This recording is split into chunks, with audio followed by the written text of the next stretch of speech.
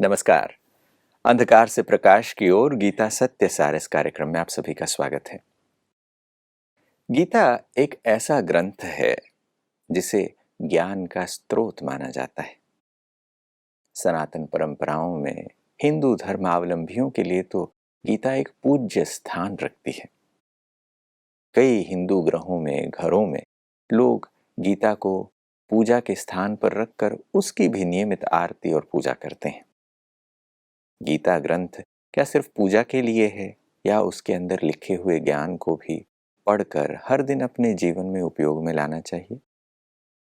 गीता का जब परिप्रेक्ष्य देखा जाता है, उसकी सेटिंग्स देखी जाती हैं, तो गीता में ये बताया जाता है कि युद्ध के मैदान में गीता सुनाई गई। कई लोग तो ये मान लेते हैं कि गीता युद्ध करने के लिए कहती है।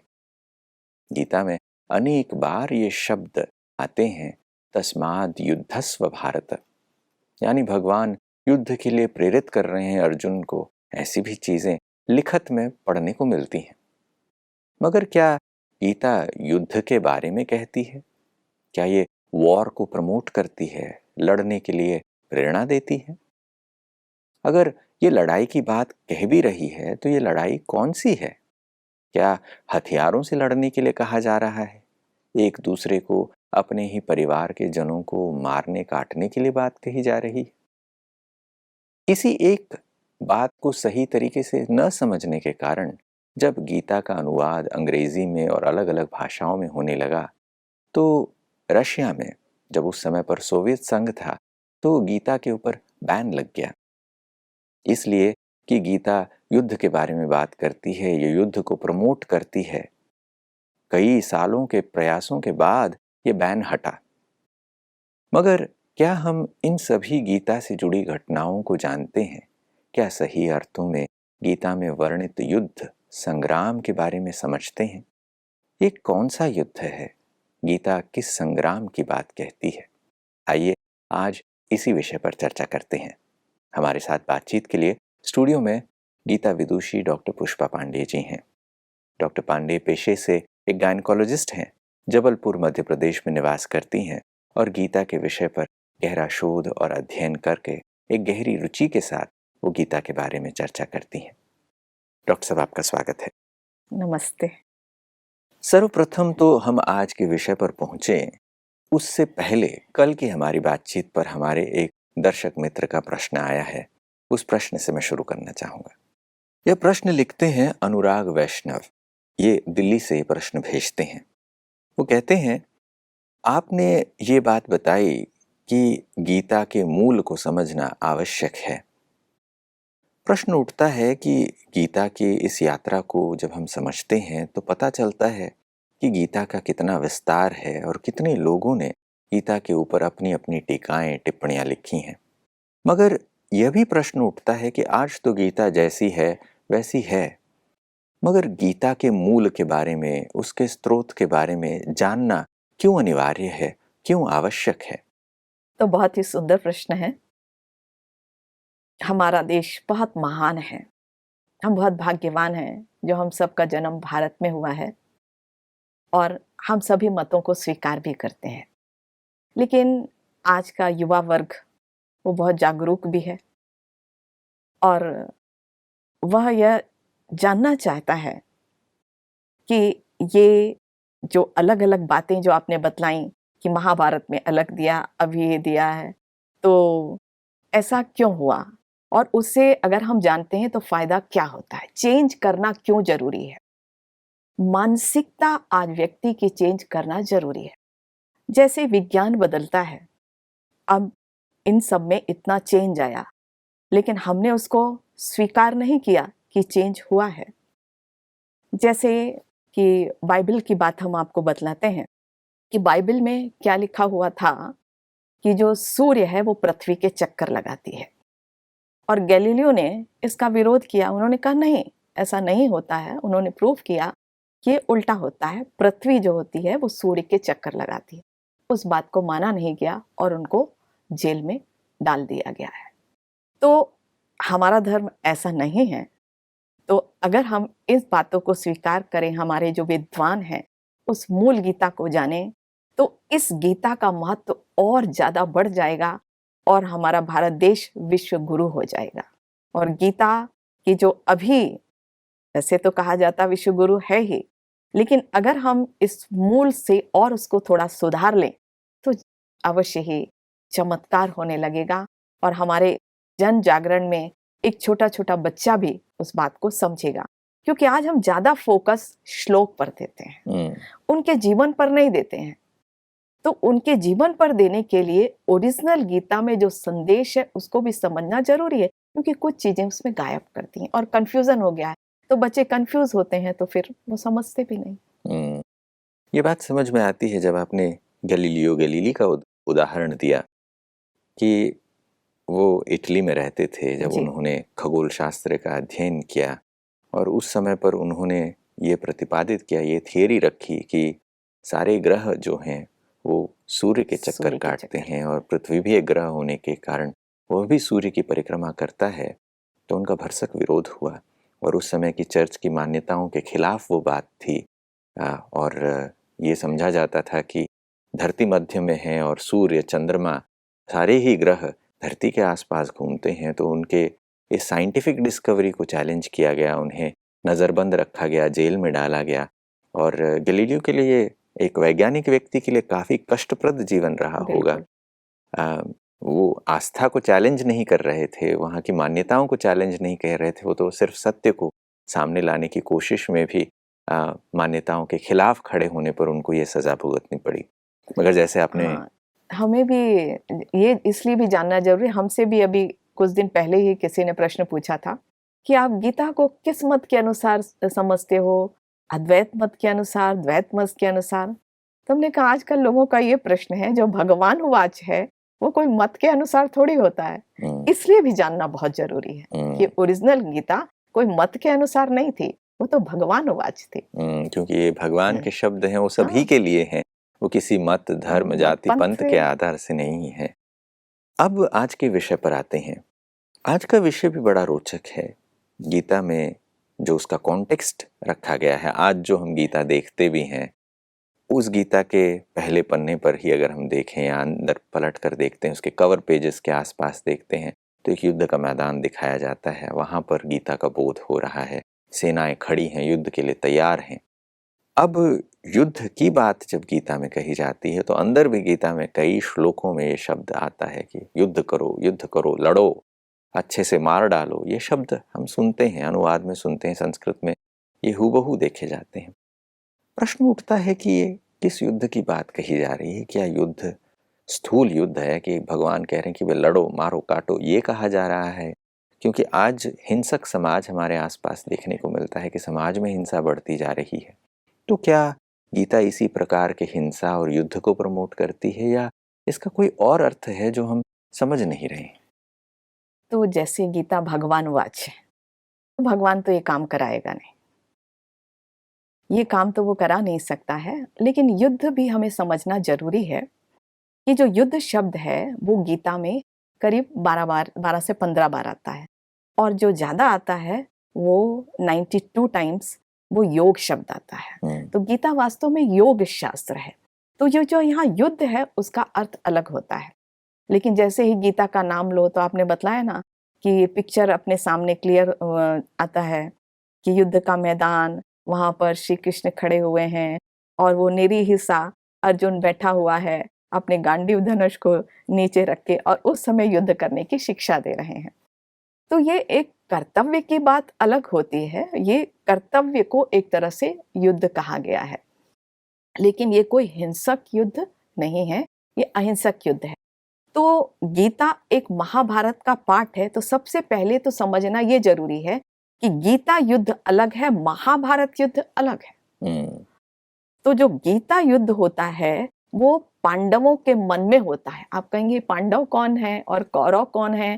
ये कौरव महाभारत युद्ध करते हैं, यादव महाभारत युद्ध करते हैं, और जो पांडव हैं इनके मन में होने वाला जो युद्ध है, तो ये आज का जो हर मानव है उसके अंदर दुविधा है, और उस दुविधा को इस युद्ध के रूप में दिखाया है।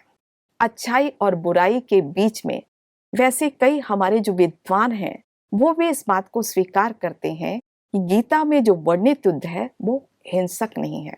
जैसे महात्मा गांधी भी यही कहते थे कि ये जो गीता का वर्णित युद्ध है, ये अच्छाई और बुराई का युद्ध मन में होने वाला है।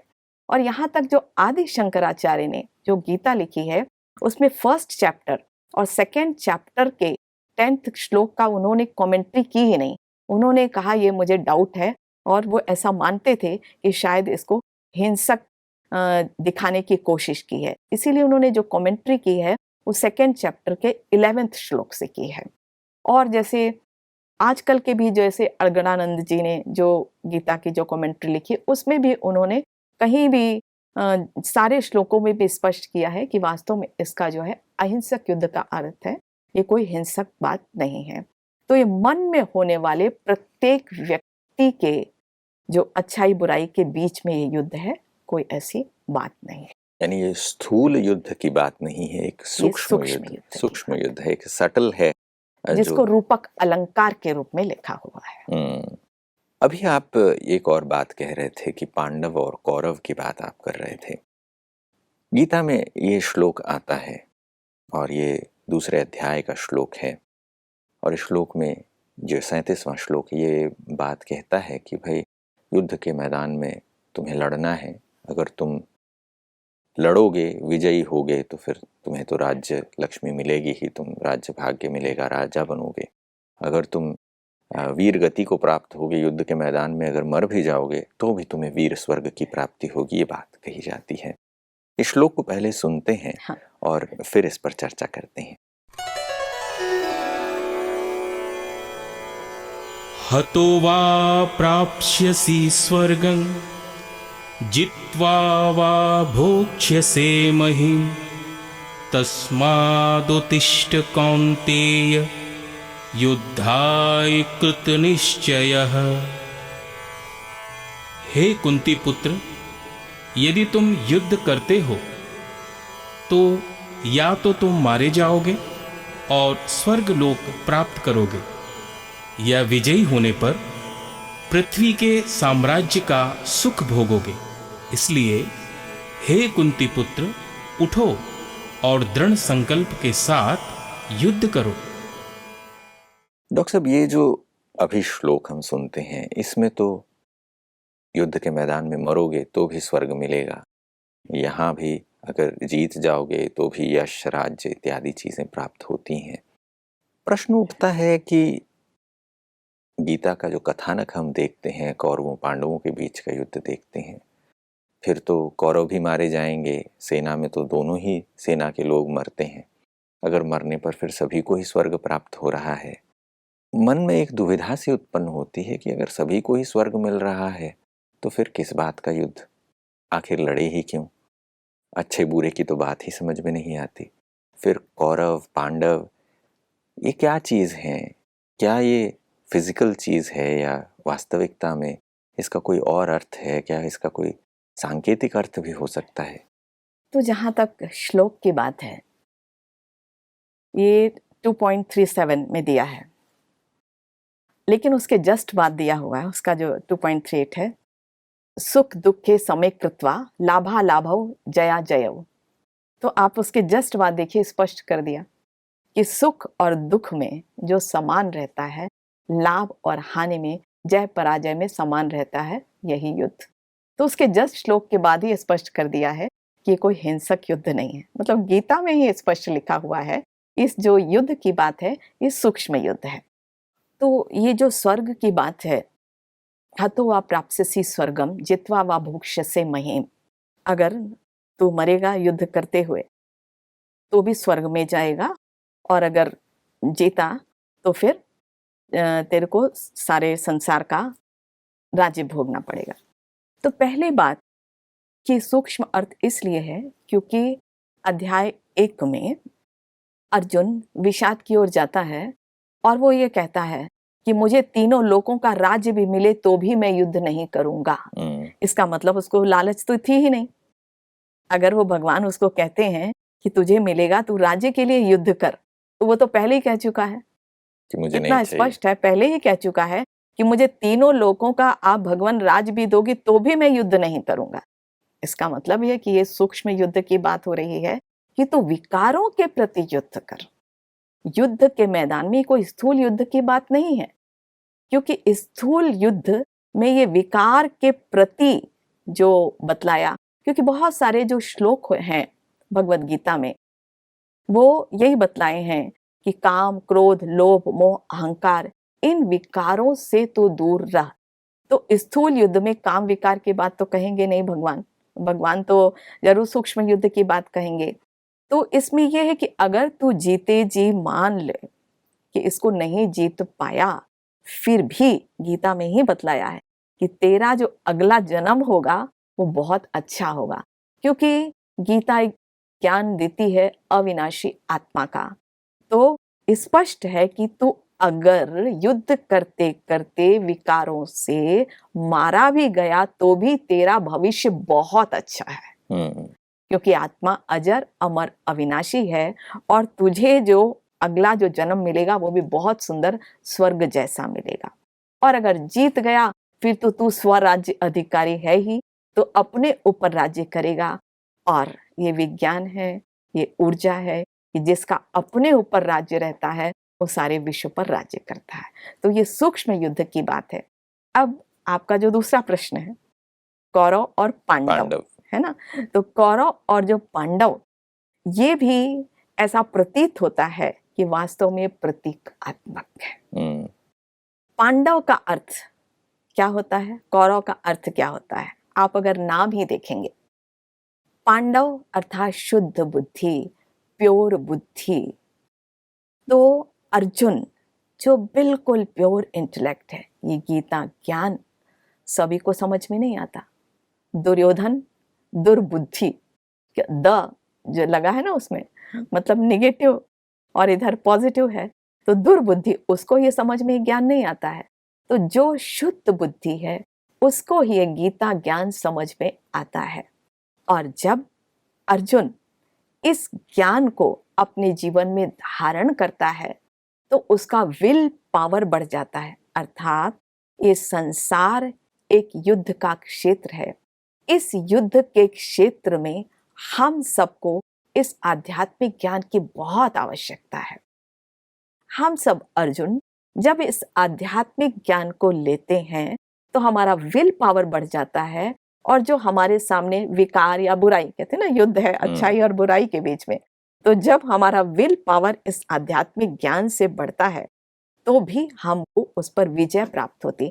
इसीलिए उसका नाम भीम। भीम को आप देखते हैं ना कि बड़ा दिखाते हैं, तो कोई बड़ा ऐसा कोई नहीं है। बड़ा मतलब कि अंदर से आत्मबल की प्राप्ति होती है।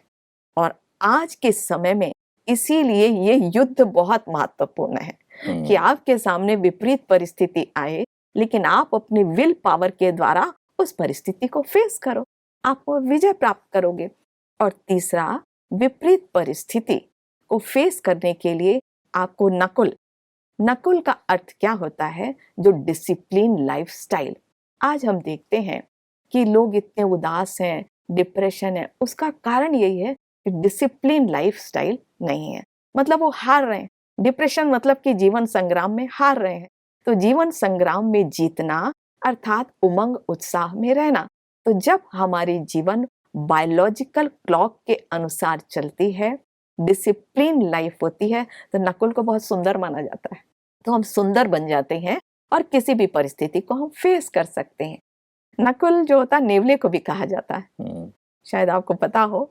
तो नेवले की जो होती है उसकी फैमिली की एक अलग लाइफस्टाइल होती है। तो जैसे उसके जो माता पिता आगे सड़क पर चलते हैं ना, तो उनके बच्चे पीछे पीछे चलते हैं, बिल्कुल एक ही लाइन पे चलेंगे। और जैसे मान लो उनके फादर ऐसे खड़े हो गए तो उनके बच्चे भी बिल्कुल वैसे ही खड़े हो जाते हैं। इसका मतलब जो इस परमात्म ज्ञान, जो गीता ज्ञान को अपने जीवन में फॉलो करता है, वो नकुल है, बिल्कुल डिसिप्लिन लाइफस्टाइल। और तब वो सहदेव बन जाता है। सहदेव का अर्थ क्या होता है? सहदेव जो कि इस तरह से जीवन जीता है, उसके आसपास आने वाले संबंध संपर्क, उनका जीवन भी बिल्कुल डिटीज लाइक, मतलब दिव्य गुणों से सज जाता है, जो बहुत जरूरी है जीवन में जीतने के लिए। क्योंकि आपके जीवन में अगर दिव्य गुण नहीं है तो आपको कोई पसंद नहीं करेगा और आपको सक्सेस कहीं नहीं मिलेगी। या तो इसको कहा जाए सक्सेस मंत्र है। और फिर युधिष्ठिर, बिल्कुल स्पष्ट है इसका अर्थ, जो इस जीवन रूपी संग्राम में स्थिर बुद्धि रहता है वही युधिष्ठिर है। तो इसीलिए गीता का जो एक उद्देश्य भी स्थित प्रज्ञ स्थिति, मूल उद्देश्य यही है ना। तो देखिए कितना सुंदर नाम है, जो कि प्रतीकात्मक प्रतीत होता है, लेकिन बहुत जरूरी है इस लाइफ में इन 5 क्वालिटीज को अपनाना। अब देखिए एक तरफ कौरव आए, अब कौरव का नाम भी नाम के अनुसार धृतराष्ट्र फादर थे ना उनके, तो ऐसा थोड़ी था कि उनकी 2 आंखें नहीं थी। ये तो स्टोरी के रूप में बताया हुआ है, हमारे शिक्षा के लिए बतलाया हुआ है। क्योंकि हम पिक्चर्स की भाषा इनकी ज्यादा अच्छे से समझते हैं। तो धृतराष्ट्र का अर्थ यही होता है कि जिसकी आध्यात्मिक आंख नहीं, तो वो है धृतराष्ट्र। और उसकी आध्यात्मिक आंख ना होने के कारण ही धृतराष्ट्र, जिसने राष्ट्र को समाप्त कर दिया। तो उनके बच्चे भी वैसे ही थे। दुर्योधन, जिसने धन का दुरुपयोग किया, दुःशासन, जिसने शासन का दुरुपयोग किया, दुर्बुद्धि, जिसने बुद्धि का दुरुपयोग किया। और उसकी एक बहन थी, 100 तो थे ही, एक बहन थी उसका नाम दुशाला। तो कहते हैं कि जो दुशाला को दुशीला कर दो, मतलब कि जिसने अपनी शील को भंग कर दिया। तो ये ऐसा प्रतीत होता है कि प्रतीकात्मक है और शिक्षा देने के लिए इस तरह से ऐसे बतलाया हुआ है। ये बात समझ में आ रही है कि गीता का जो वर्णन है, उसका कॉन्टेक्स्ट है, उसके जो कॉन्टेक्स्ट सेटिंग और उसके कैरेक्टर्स जो बताए गए हैं, वो सारी चीज़ें एक गहरे अर्थ को, एक सिंबलिज्म को कैरी करते हैं। एक संदेश को देने के लिए पात्रों की संरचना की गई है ताकि हम बेहतर तरीके से इन चीज़ों को समझ सकें। युद्ध भी एक आंतरिक युद्ध है, एक सूक्ष्म युद्ध है। मनुष्य के अपने जीवन में सुख दुख जो आते हैं उसमें समत्व को ले आना, विपरीत परिस्थितियों से लड़ना, जीवन रूपी युद्ध के मैदान में कैसे विजयी होना, कौन शत्रु हैं, अपने ही मनोविकार हैं जिनके ऊपर विजय प्राप्त करना है, काम क्रोध आदि के ऊपर विजयी होना है। और ये जब हम समझते हैं तो पता चलता है कि गीता हम सब के लिए है, हम सबके जीवन में विजयी होने के लिए भगवान ये शिक्षा दे रहे हैं। ये समझ में आता है। समय इतनी अनुमति देता है तो इसलिए यहाँ रुकना होगा, मगर आज की चर्चा में ये बहुत ही गहरी बातें समझ में आई है कि जो पात्र हैं, गीता का जो कथानक है, उसके पीछे जो स्टोरी सेटिंग्स हैं, वो एक बहुत ही स्ट्रॉन्ग मैसेज को एक सिंबल के रूप में हमारे सामने प्रस्तुत करके हमें समझाने के लिए एक बहुत सुंदर उदाहरण के रूप में प्रस्तुत किया जा रहा है। ये समझ में आता है। आज आपने इन सारे विषयों पर जो गहराई से चिंतन करके हमारे सामने बातें रखी, उसके लिए बहुत बहुत धन्यवाद आपका। नमस्कार। नमस्ते दोस्तों, आज की चर्चा में हमने ये बात समझी कि गीता युद्ध शास्त्र नहीं है, गीता योग शास्त्र है। गीता जिस युद्ध के कथानक के रूप में हमें चीज़ों को प्रस्तुत करती है, वो हम सबको अपने जीवन के युद्ध में विजयी बनाने के लिए है। संदेश कहानी के माध्यम से दिया जा रहा है। मॉरल ऑफ द स्टोरी हमारे साथ रहनी चाहिए कि हम सुख दुख दोनों ही परिस्थितियों में समत्व के साथ अपने जीवन को आगे बढ़ाएं। अर्जुन जैसे ज्ञानार्जन करें, भीम जैसे शक्तिशाली बने।